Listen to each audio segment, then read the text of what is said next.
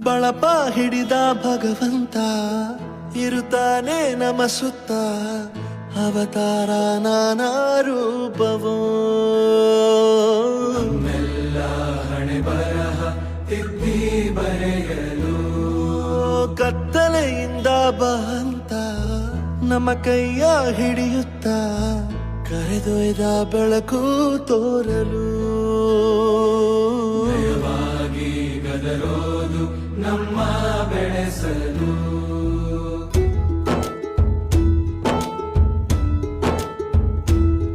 ಭಾಷೆ ಅಮೃತ ಕುಡಿಸೋ ತಾಯಾಗಿ ಭಾಷೆ ಅಮೃತ ಕುಡಿಸೋ ತಾಯಾಗಿ ಭವಿಷ್ಯ ಬರೆವಂತ ತಂದೆ ನೋವಾಗಿ